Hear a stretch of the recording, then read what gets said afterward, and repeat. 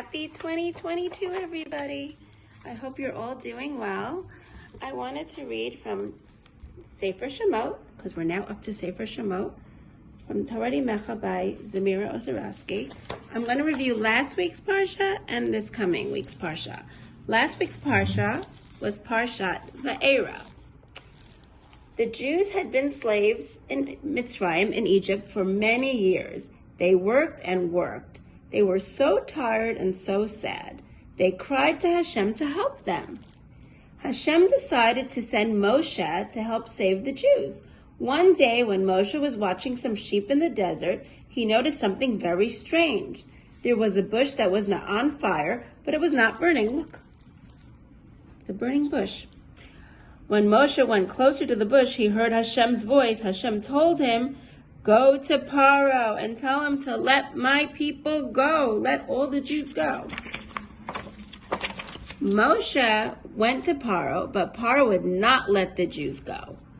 Hashem told Moshe to take his mateh, his stick. Look, see, Moshe had a special stick, and to do some tricks, I guess. Hashem said, Moshe, take his mateh stick and hit the water.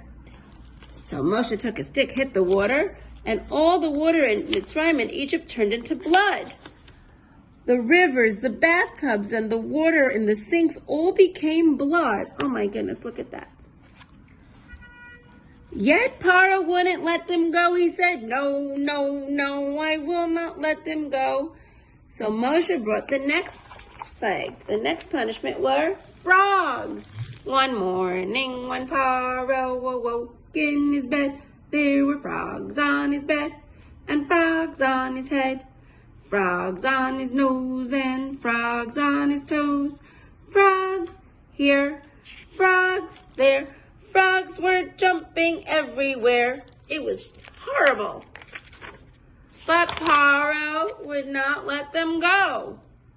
So then he sent lice, kinim, lice, little bugs all over their bodies and their hair.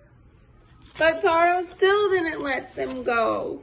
Then he sent wild animals. All sorts of dangerous animals were running around the streets in Egypt. It was very, very scary. But Paro still wouldn't let the Jews go. So Moshe brought the next plague. All the animals got sick. And the terrible look, Dever, all of them got sick. It was very, very sad. But Paro still didn't let the Jews go. So Moshe brought the next plague. Boils, look, they got sick. All the Egyptians got bumps all over their bodies. It was very uncomfortable for them. Paro still wouldn't let them go, and he didn't listen. So Moshe brought the next plague, hail. Hashem made it rain big balls of ice with fire in it. It was very cold and hot.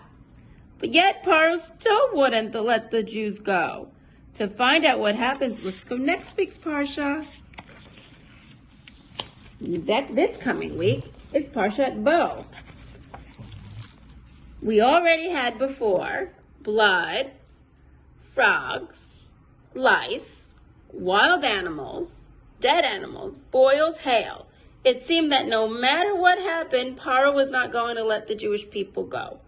But the Jews were his slaves, and they were doing lots of work for him. Why should he let them leave? He said, no, no, no, I will not let them go. Hashem told Moshe to bring 3 more makot to try and convince Paro to let them go. So he brought 3 more punishments. First he brought arba. Millions of bugs called locusts, like grasshoppers, were hopping all over the place. They ate up and ruined all their fields. Paro still didn't let them go. Look at that. Next, he brought choshech. It was dark all over. It was pitch black. Nobody could see anything for 3 days. Paro still, look at that. You just see their eyes. Still didn't let them go. But then finally, the 10th punishment came. Makat b'chorot. In the middle of the night, in every Egyptian house, the firstborn son died. It was very sad, and all the Egyptians were crying. At last, Paro finally agreed to let them go. How were the firstborn sons in all the Jewish homes saved then? A few years earlier, Hashem had told the Jews that each family should find themselves a lamb. That night, during Makat Becharot, they were told to take the blood of the lamb and paint it on the doorposts in their house. So when the Malach came to kill the firstborn Egyptians, he knew to pass over all the houses with red blood paint on it. And later, this lamb was used as the Korban Pesach, a special Korban to Hashem to thank Hashem for letting Bnei Yisrael go free. Every family joined together to form small groups, and together they ate the Korban Pesach with matzah